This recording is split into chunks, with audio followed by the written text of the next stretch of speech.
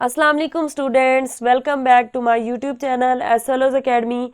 I am your physics teacher and today we are going to discuss about 11th class physics chapter number 13 that is relativity.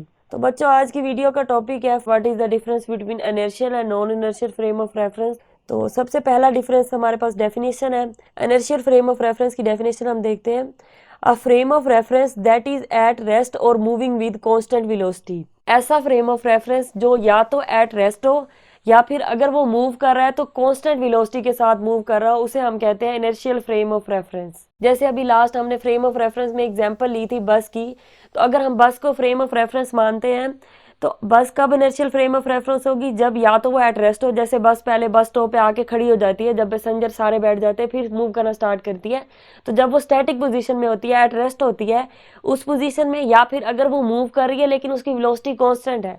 Velocity constant होने का क्या मतलब है? Velocity constant होने का मतलब है कि उसका मैग्नीट्यूड भी वेलोसिटी का कांस्टेंट हो और वो अपनी डायरेक्शन भी चेंज ना कर रही हो। क्योंकि बच्चों हमने पढ़ा था कि जो वेलोसिटी है वो क्या है, वेक्टर क्वांटिटी है, और अगर वेक्टर क्वांटिटी है तो उसके पास मैग्नीट्यूड भी होगा, डायरेक्शन भी होगी।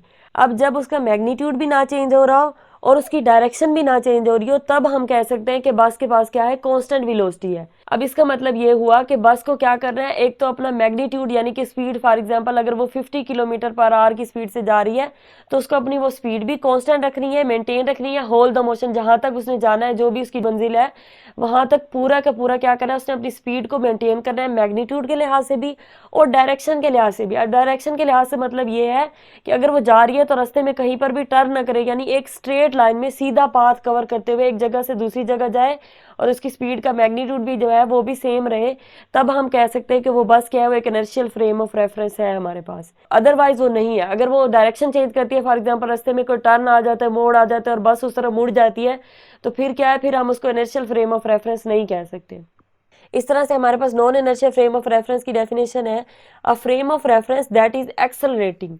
किसी भी बॉडी के अंदर एक्सेलेरेशन प्रोड्यूस होने का क्या मतलब है कि उसकी वेलोसिटी चेंज हो रही है, और उसकी वेलोसिटी चेंज होने का मतलब है कि वेलोसिटी मैग्नीट्यूड के लिहाज से भी, जैसे मैंने आपको बताया, चेंज हो सकती है और डायरेक्शन के लिहाज से भी। यानी कि अब इसके अंदर हम कह सकते हैं कि अगर बस अपनी वेलोसिटी चेंज कर रही है, यानी कि अपनी जो स्पीड का मैग्नीट्यूड है 30 से 50 कर रही है, 50 से 70 कर रही है, वो चेंज कर रही है, तब भी हम इसको non inertial frame of reference कह सकते हैं। या फिर अगर अपनी डायरेक्शन चेंज कर रही है, अब डायरेक्शन का मतलब है अगर रास्ते में कोई टर्न आ जाता है, कोई मोड़ आ जाता है, या कहीं अगर इधर उधर मुड़ना है तो वो मुड़ जाती है, तब वो क्या करेगी, तब वो non inertial frame of reference के अंदर आ जाएगी। यानी एक ही चीज, जिसे हम बस को ले रहे हैं, तो वो इनर्शियल फ्रेम ऑफ रेफरेंस भी हो सकती है, नॉन इनर्शियल भी हो सकती है, डिपेंड किस चीज पे करता है। अगर वो एट रेस्ट है या कांस्टेंट स्पीड से मूव कर रही है तो वो इनर्शियल फ्रेम ऑफ रेफरेंस है। अगर वो एक्सेलेरेट हो रही है यानी उसकी वेलोसिटी चेंज हो रही है, तब क्या है, वो non inertial frame of reference है। इसी तरह से आगे मैंने लिखा और चेंजिंग इट्स डायरेक्शन, यानी a frame of reference that is accelerating, जो एक्सेलेरेट कर रहा है उसके अंदर एक्सेलेरेशन प्रोड्यूस हो रही है, और चेंजिंग इट्स डायरेक्शन, या फिर अपनी डायरेक्शन को चेंज कर रहा हो, यानी मैग्नीट्यूड वाइज एक्सेलेरेशन प्रोड्यूस हो रही है या डायरेक्शन की वजह से हो रही है, दोनों ही सूरतों में हम उसे non inertial frame of reference कहेंगे। सेकंड हमारे पास आ जाता है न्यूटन लॉज आर वैलिड। जितने भी हमारे पास इनर्शियल फ्रेम ऑफ रेफरेंस है, वहां पर न्यूटन के जो लॉज हैं, जो 3 न्यूटन ने ला दिए, Newton first law, Newton second law, Newton third law, वो तीनों लॉ क्या है, वो वैलिड होंगे, यानी वो तीनों law inertial frame of reference के अंदर वैलिड है।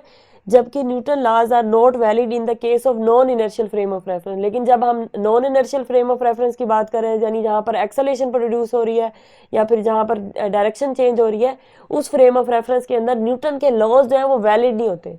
अच्छा बच्चों, इससे पहले हमने पढ़ा था कि जो लॉज होते हैं ना, वो यूनिवर्सल होते हैं, वो हर जगह अप्लाई होते हैं। लेकिन जब हम फ्रेम ऑफ रेफरेंसेस की बात करते हैं और उसमें इनर्शियल और नॉन इनर्शियल की बात करते हैं, तब हमारे पास non inertial frame of reference के केस में आके न्यूटन के लॉज वैलिड नहीं रहते।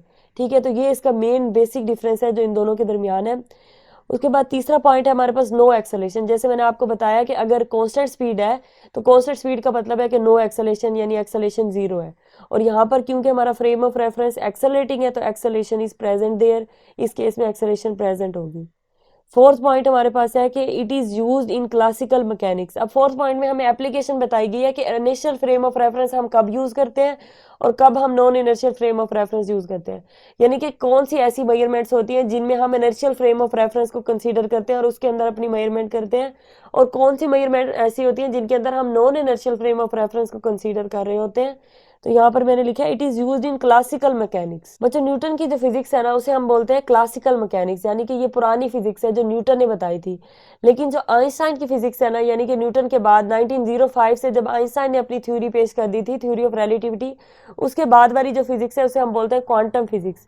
तो जो हमारा इनर्शियल फ्रेम ऑफ रेफरेंस है ना, ये कहाँ यूज होता है? क्लासिकल मैकेनिक्स के अंदर, for studying the motion under the normal condition. यानी कि जब हम क्लासिकल मैकेनिक्स की बात कर रहे हैं, न्यूटन की फिजिक्स की बात कर रहे हैं, न्यूटन की फिजिक्स की बात करने का मतलब है बड़े ऑब्जेक्ट की बात कर रहे हैं और स्लो स्पीड के साथ वो मूव कर रहे हैं। न्यूटन ने जो काम किया ना फिजिक्स के अंदर, वो क्या था कि वो उसने बड़े बड़े ऑब्जेक्ट्स के अंदर जिनका साइज बड़ा था उनके ऊपर काम किया और उनकी स्पीड क्या थी? वो कम थी। लेकिन आइंस्टाइन ने जो काम किया वो क्या था? वो छोटे ऑब्जेक्ट के ऊपर था लेकिन उनकी स्पीड जो थी वो बहुत ज्यादा थी। तो जब हम न्यूटन की फिजिक्स की बात करेंगे तब हम initial frame of reference consider करेंगे। उसके बरक्स इसमें क्या होता है कि it is used in analysing motion in rotating system. लेकिन जब हम रोटेटिंग सिस्टम में चले जाते हैं या फिर accelerating vehicles and planetary dynamics में चले जाते हैं, यानी कि अब क्या हो गया कि अब हम मोशन को ऑब्जर्व कर रहे हैं रोटेटिंग सिस्टम के अंदर, यानी कोई सिस्टम रोटेट कर रहा है तो उसमें भी हम non inertial frame of reference ले लेंगे।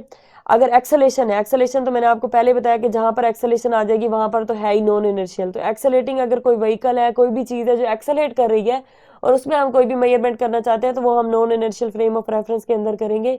इसी तरह से जो प्लैनेट है, क्योंकि वो भी रोटेट कर रहे हैं और जैसे हमने कहा कि रोटेटिंग सिस्टम को भी हम नॉन इनर्शियल में लेते हैं, तो फिर प्लैनेट्स की स्टडी भी non inertial frame of reference के अंदर होगी। नेक्स्ट हमारे पास एग्जाम्पल्स आ जाती हैं।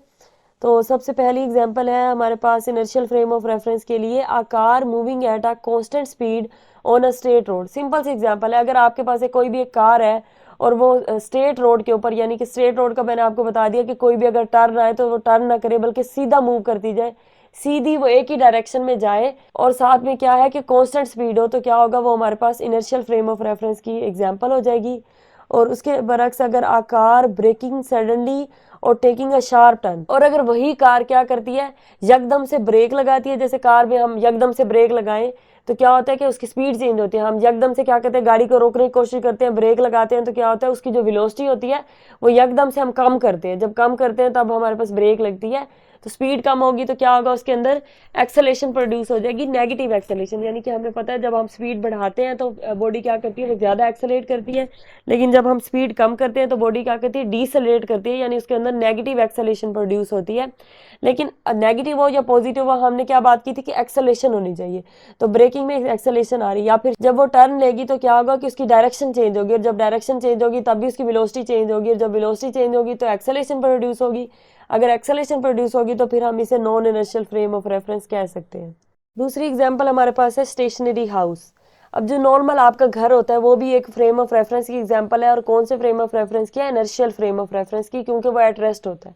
अब यहाँ पर स्टेशनरी इसलिए लिखा, मैं नॉर्मल हाउस भी लिख सकती थी, क्योंकि हमारी जो अर्थ है आपको पता है बच्चों वो रोटेट कर रही है, उसके पास स्पिनिंग मोशन भी होती है और उसके पास ऑर्बिटल मोशन भी होती है। अब क्योंकि अर्थ दोनों तरह की मोशन परफॉर्म कर रही है तो आपको पता है कि जिस अर्थ के ऊपर जितने भी ऑब्जेक्ट हैं वो भी उसके साथ मूव करे, यानी कि हमारा जो ये घर है, जो आप अपने घर में बैठेगी, आपका घर भी रोटेट कर रहा है या मूव कर रहा है अर्थ के साथ साथ। जो भी मोशन अर्थ परफॉर्म कर रही है वो घर भी कर रहा है। लेकिन हम अपने घर को अपने साथ सराउंडिंग वाले फ्रेम ऑफ रेफरेंस के हिसाब से देखें, अर्थ को छोड़ के, तो क्या होता है कि हम देखते हैं साथ साथ वाली चीजें। फॉर एग्जांपल हमारे घर के बाहर से कोई बाइक गुजर रहा है तो उसको हम कंसीडर करते हैं कि वो इन मोशन है, लेकिन उसके अलावा बाकी जितनी भी चीजें उनको हम स्टेशनरी लेते हैं।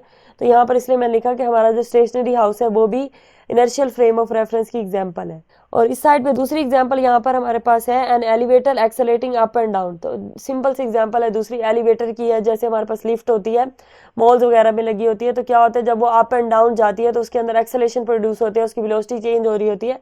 तो ये हमारे पास एक non inertial frame of reference की एग्जाम्पल है।